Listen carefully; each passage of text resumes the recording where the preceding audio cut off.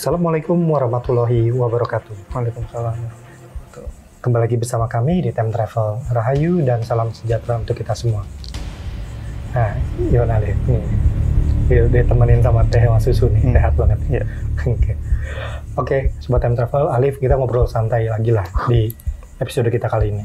Nah, mungkin Alif dan Sobat Time Travel juga tahu ya, kita udah memasuki tahun baru dan ada satu peristiwa yang mengkhawatirkan, memprihatinkan lah bahasa yang terjadi di awal tahun gitu. Dan mungkin kita semua tahu itu terjadi di California, Amerika. Jadi ada satu peristiwa kebakaran besar yang ada di sepanjang pesisir California, memaksa ratusan ribu orang untuk mengungsi dari tempat tersebut, dan kemudian wilayah terbakar itu terdampak sekitar kurang lebih berapa puluhan ribu hektar lah ya yang sudah terjadi. Dan dikabarkan ini jadi satu peristiwa yang salah satu peristiwa besar yang mencapai kerugian terbesar di Amerika lah katanya gitu. Kemudian kan banyak ya yang menanggapi peristiwa besar tersebut gitu kan. Ada yang menduga bahwa ini secara teori konspirasi itu karena ada uji coba senjata energi ya, senjata energi yang lagi dipakai di situ lah gitu. Dan juga ada visi besar di masa depan bahwa di situ akan dibangun sebuah kota smart city lah yang berbasiskan artificial intelligence, kecerdasan buatan lah ya, gitu. Nah, ini kan jadi kayak sebuah rangkaian peristiwa yang disengaja direkayasa untuk mencapai impian tersebut di masa yang akan datang. Banyak yang menyayangkan bahwa kurangnya air untuk pasukan untuk mencoba memadamkan kebakaran tersebut, dan juga listrik yang mati di saat bersamaan gitu. Padahal yang kita tahu mereka kan ini berada di pesisir ya, wilayah pesisir yang pasti banyak air ya karena berada dekat di bibir pantai gitu kan. Tapi saya nggak tahu ya apakah mungkin tidak bisa pakai air asin untuk memadamkan sebuah api gitu. Bahkan pendapat ini lebih lanjut berkembang menjadi satu hal yang dikaitkan dengan ambisi Presiden terpilih Amerika Donald Trump tahun 2025 yang menyatakan ambisi politiknya ketika nanti di masa pemerintahan dia dimulai dari penguasaan Greenland, terus kemudian terusan Panama, dan juga dia bersumpah bahwa saya nggak tahu ya, waktu dia lagi kampanye, dia pernah menjanjikan akan menyelesaikan konflik berkepanjangan yang ada di Israel-Palestina. Dia bilang akan menyelesaikan. Nah, tapi ketika di awal, dia bilang sekarang nanti di awal kepemerintahannya dia bilang dia bersumpah akan membuat Gaza menjadi neraka bahasanya gitu ya. Nah, sehingga orang jadi beranggapan bahwa ini kemudian jadi kayak karma yang langsung ditujukan ke pihak Amerika lah bahasanya gitu. Nah, sebenarnya itu kan banyak tanggapan dari orang-orang awam dan orang-orang sekitar lah gitu ya tentang peristiwa tersebut. Nah, kalau kita di Time Travel kan pasti punya sudut pandang lain melihat peristiwa yang kayak begitu. Nah, kalau dari Alif sendiri dalam pandangan spirit, sebenarnya peristiwa yang terjadi di California itu, peristiwa besar kebakaran itu, sebenarnya apa sih Alif yang Alif bisa bagikan, yang Alif bisa gambarkan tentang peristiwa tersebut? Silakan. Oke, bismillahirrahmanirrahim. Saya ngeliat berita itu beberapa hari yang lalu sebelum syuting ini dimulai, lewat Instagram pertama kali. Kemudian saya share di grup kita, grup Time Travel, WA grup. Kemudian ini kayaknya bagus untuk jadi pembahasan. Kemudian dalam beberapa kali, entah bagaimana tuh selalu muncul gambaran itu, Mas. Gambaran di penglihatan spirit lah ya. Gambaran tentang fenomena yang sedang terjadi di Amerika.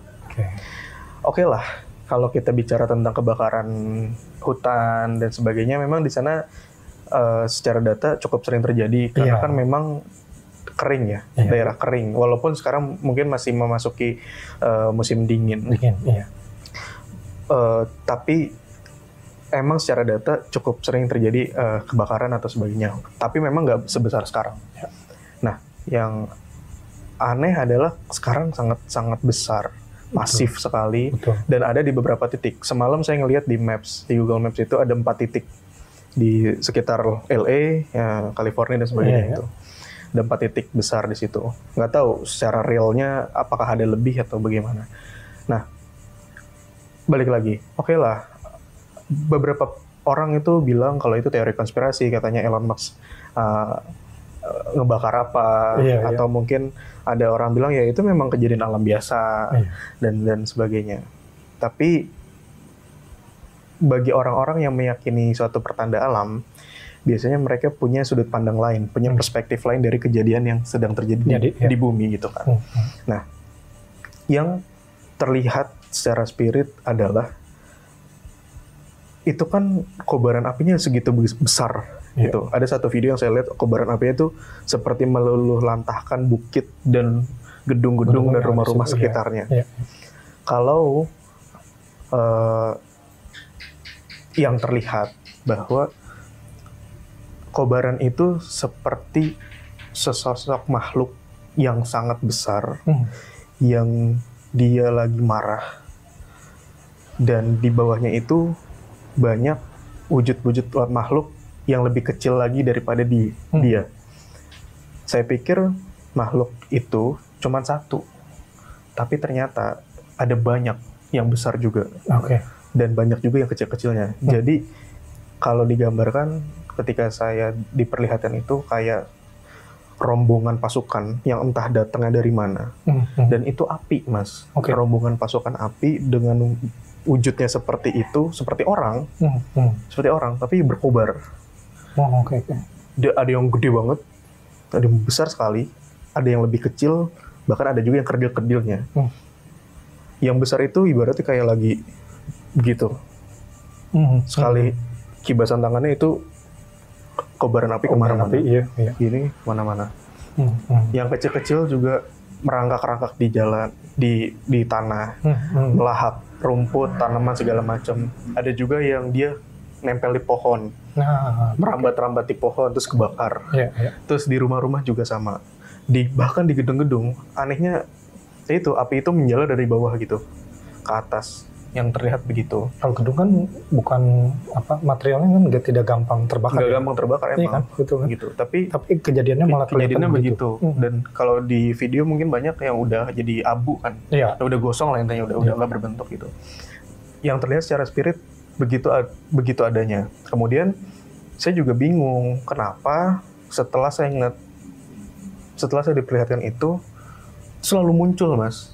Saya lagi kerja pun, saya lagi aktivitas ngapain pun, itu sesekali itu muncul gitu. Gambaran itu muncul terus. Saya bingung, apa sih maksudnya gitu. Kemudian saya mohon. Dan di suatu waktu ada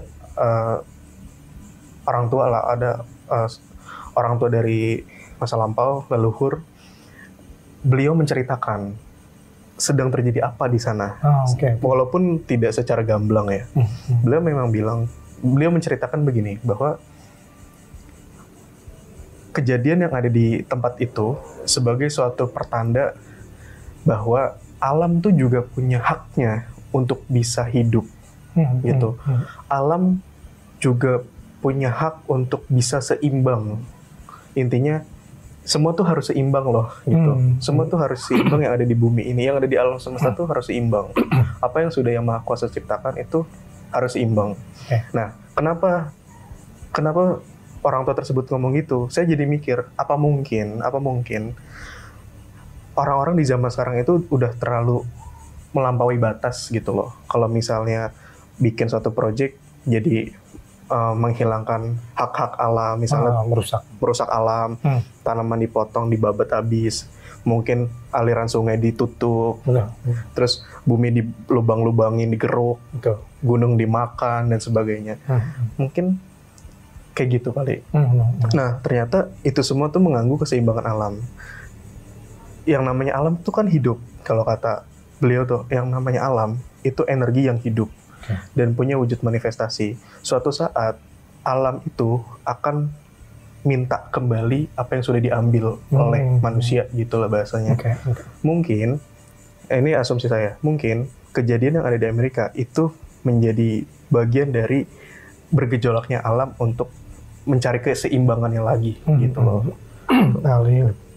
sorry. Jadi di beberapa footage video itu kan kelihatannya kan, aku penasaran sebenarnya kalau peristiwa sebesar ini dia ada nggak sih penanda-penanda awalnya ya kayak gitu.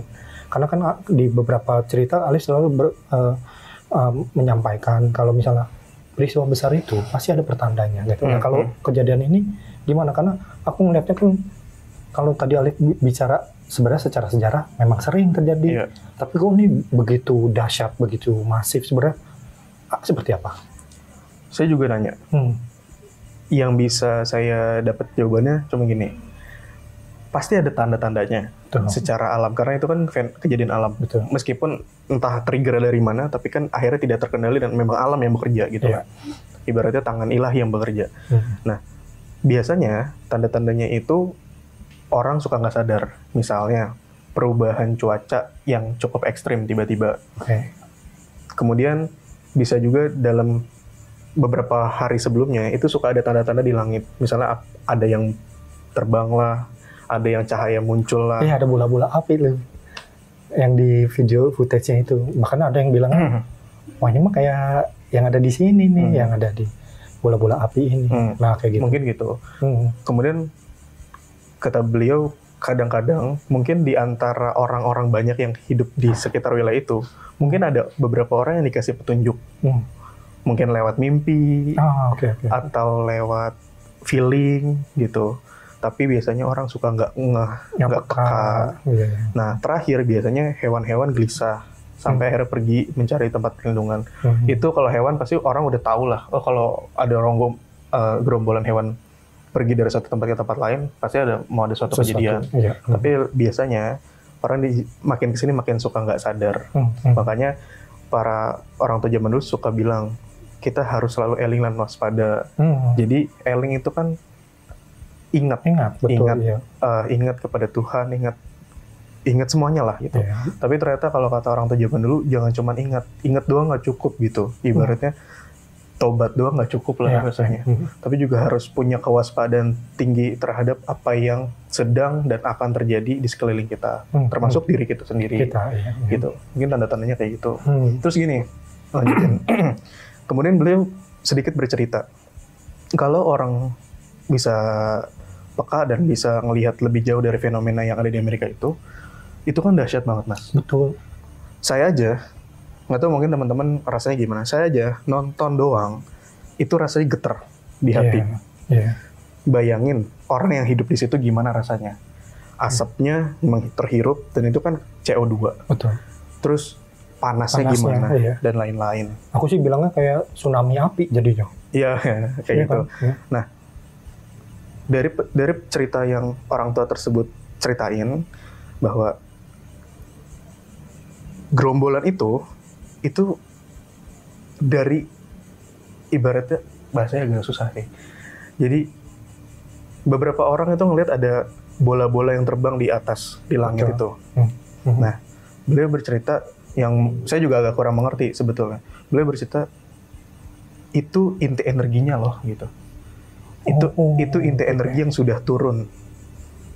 Yaitu inti energi api kalau kata beliau. Itu yang langsung turun, makanya energinya sangat dahsyat, meluluhlantahkan kawasan sebesar itu dan ada di beberapa titik. Dan itu nggak cuma satu, tapi ada banyak. Makanya energi itu kan hidup, punya wujud manifestasi.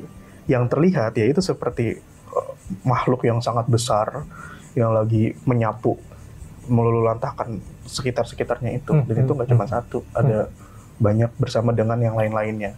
Nah, di samping itu beliau juga cerita, kalau diperhatikan katanya, api itu nggak sendirian. Ada pengiringnya. Pengiringnya apa? Angin. Makanya angin itu jadi kayak penyokongnya mereka gitu, penyokongnya si api bekerja. Angin itu bekerja juga. Makanya dalam beberapa footage video itu ada tiba-tiba ada angin kenceng sampai akhirnya ngebentuk tornado.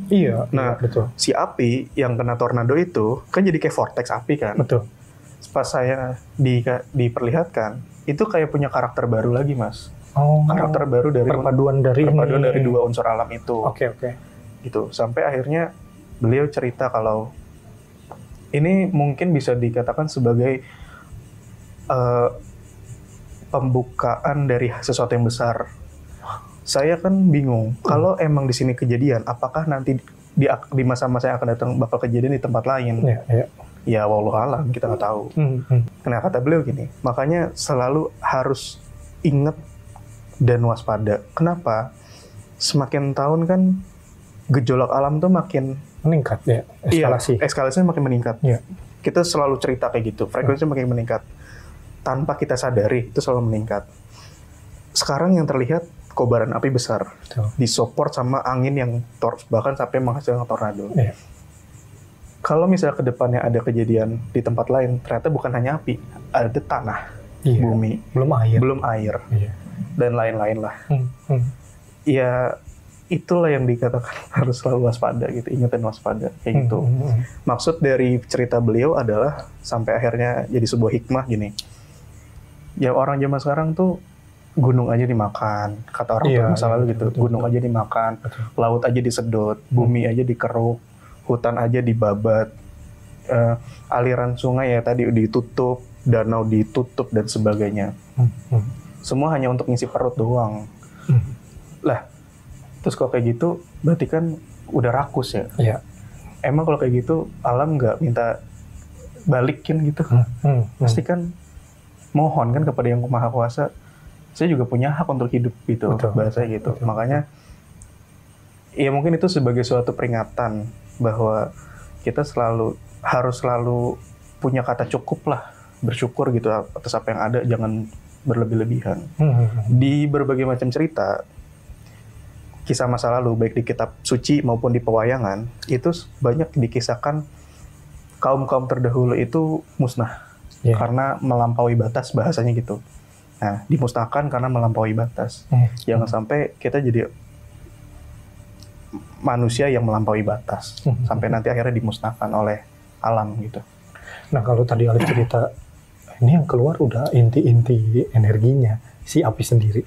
Sebenarnya kan udah banyak diceritakan juga ya, kayak mungkin hampir serupa juga dengan cerita-cerita yang ada di pewayangan kali ya, Alif, yang kelihatannya jadi kelihatan kayak dewa ya, ketika kita membaca kisah-kisah pewayangan. Nah, ini Alif, terkait dengan ini kan bahasanya baru dua unsur ya, ada angin, ada apinya segala macam.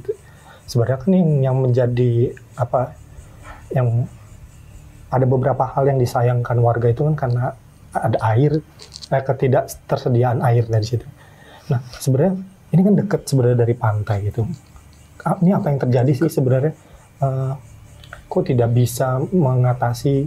Padahal kan kalau Alif bicara ini ada sejarahnya, mereka pernah ada kejadian kebakaran gitu kan.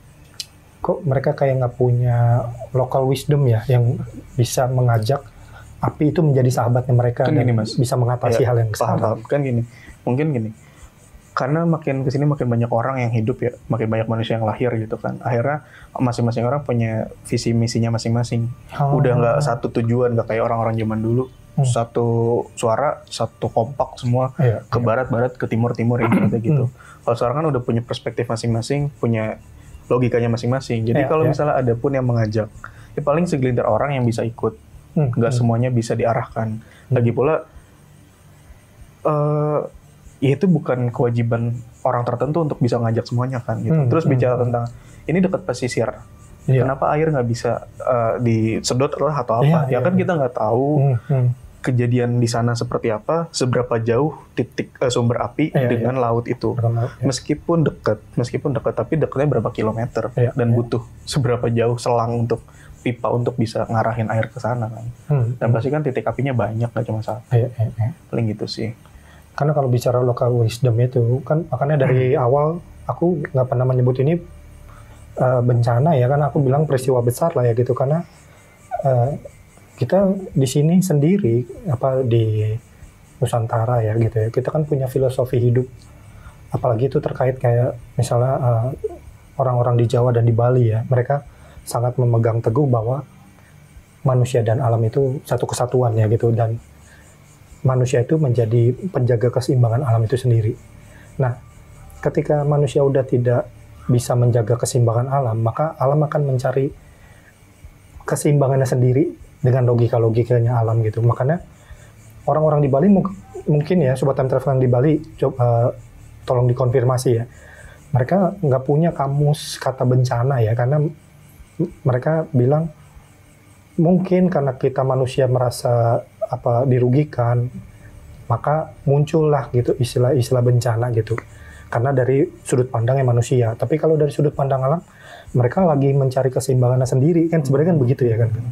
Nah, terkait dengan ini nih, kalau ke depan ya gitu, sebenarnya kita aja di awal tahun aja udah dibuka dengan peristiwa besar yang memprihatinkan. Nah, sebenarnya ini baru terkait dengan 2 unsur apalagi gitu ya. Nah, kalau ke depan itu sebenarnya apa sih yang perlu diwaspadai dari petunjuk para leluhur segala macam? Ya, selama ini udah diceritakan banyak lah.